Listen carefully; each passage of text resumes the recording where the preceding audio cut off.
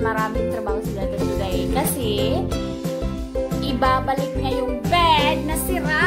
Ibabalik niya yung bed na sira doon sa kabilang kwarto. Kasi, we are already separated for almost 2 weeks. Hindi na kami magkasamang natutulog. Wala nang romance.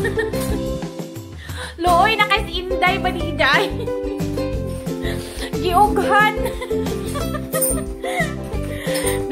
Bitaw ay ibalhin na mo ni Baga. Dili na magtutulugan si Bibi sa kwarto niya. Dili na wala na mi nag-uban ni nagtulog. So ang among plano ibalhin na mo ning guba naman na siya dili man taon mi nagtulog ni Bibi duha ka semana. Ya magtingog-tingog iniglihok na mo Bibi magtingog. So among ibalhin iyang ayuhon. Di man gud siya ng guba gyud kana ang sa ilalom ba nga kanang nag-support anang kuan nahugno. So ayuhon tapos ibutang na mo ibalik na mo dito sa iyang kwarto kay luoy na kay mi daw wa na may tapad wa na ilami. No more it's already dry. So yun si Dada yun si Superman. I can do everything. Buatan na niya tanan. Wala gid wala kasi mana.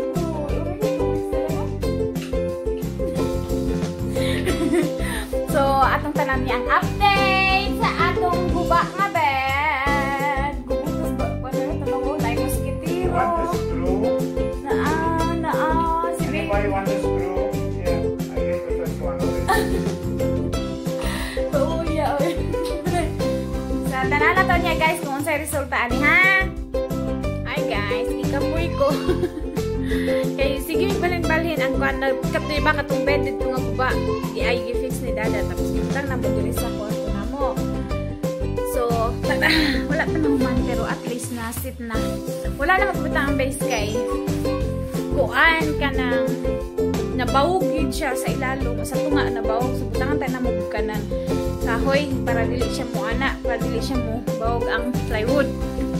So kay ang kahoy nga na extra na mo kay mas taas man siya so magtakilid ang bed mag-ana.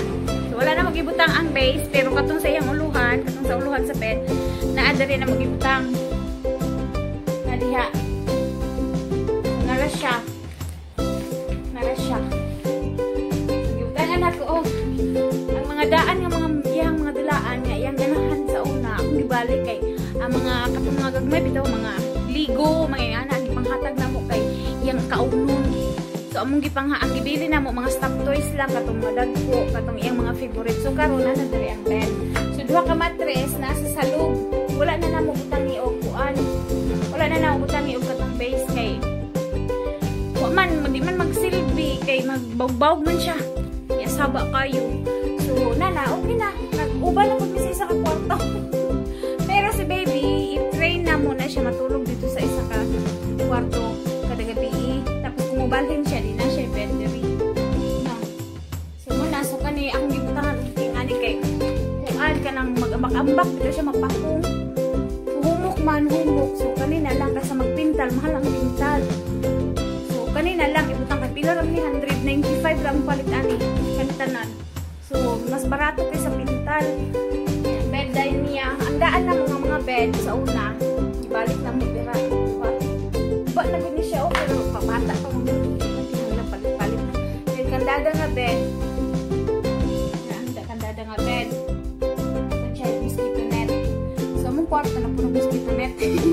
Ando ka big mosquito ako nang lamok hadlok mis lamok diri kay iso mga lamok diri sa Africa.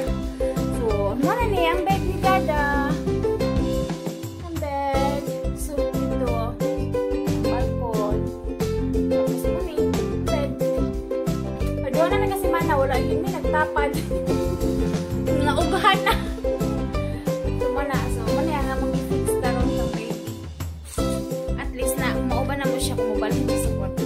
Then ang among sala balay sa mga pobre balay sa mga simple lang nga tao amo ang couch mga couch base baka nga paknit na po ito nga lang nakuha ng kuan mga nuog nga paknit mahal mo magpalit bata o bisan asa naagi pang bata ng mga kuwan. Mayam nang matik tanga mo sa salog kay.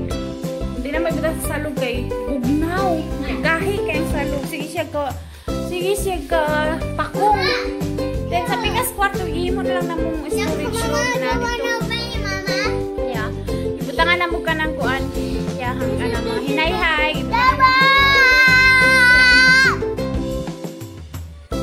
How are you? Hilak si Dada kaya tawa kay gibira yung itlog ni baby. Gibira ni baby. So ato na ta. Let's go. Mula kami kay magpalit ko og kuan gamit kay bati mga dekorasyon na mo maot. Mga plastic. Plastic mga pagpalitan pero at least medyo na mga decoration sa among wall. Kay simple ra kamong balay, wala yung mga decoration. Okay. Yes, baby. Salamat. Enjoy, guys. Don't forget to subscribe and like.